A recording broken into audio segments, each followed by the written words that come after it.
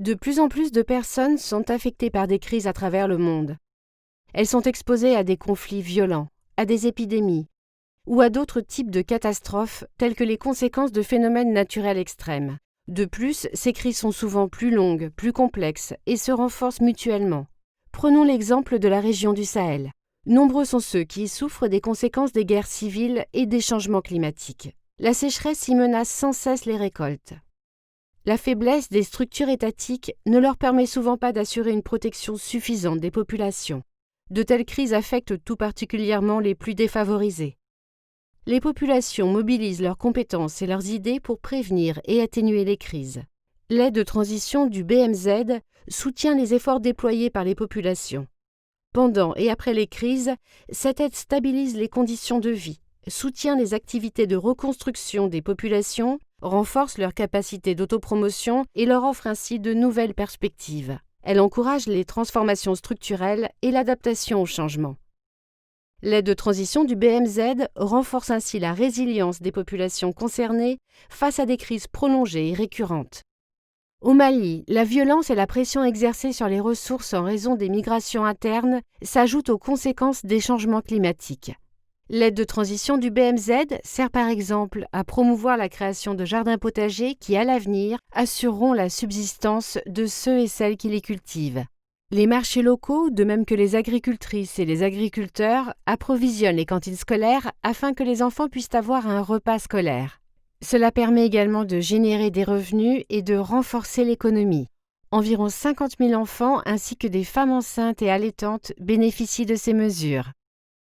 Dans le nord de l'Irak, les conflits ont détruit des infrastructures et déraciné un grand nombre de personnes. L'aide de transition du BMZ a permis à 250 000 personnes d'accéder à des soins de santé.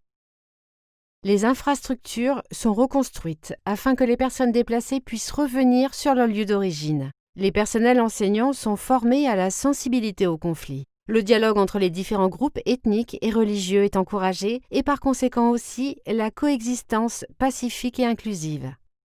Au Somaliland, la population rurale peut maintenant mieux irriguer ses champs grâce à l'aménagement de seuils d'épandage dans le lit des rivières et de réservoirs d'eau. Cette gestion des risques de catastrophes permet désormais à environ 24 000 personnes de mieux affronter les sécheresses.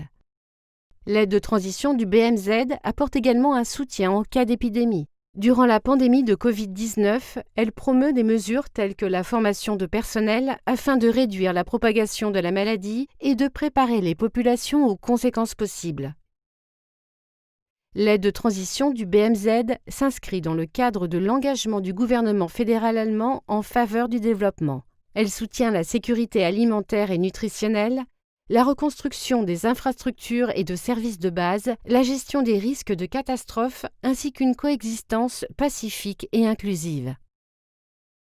Elle sert ainsi de passerelle entre l'aide humanitaire et la coopération au développement de longue durée. Elle contribue également à la promotion de la paix et donc à la mise en œuvre du nexus humanitaire développement-paix. L'aide de transition du BMZ est mise en œuvre par un large éventail de partenaires. Les résultats sont évalués avec soin afin d'améliorer continuellement les mesures et de consolider les bases d'existence d'un grand nombre de personnes.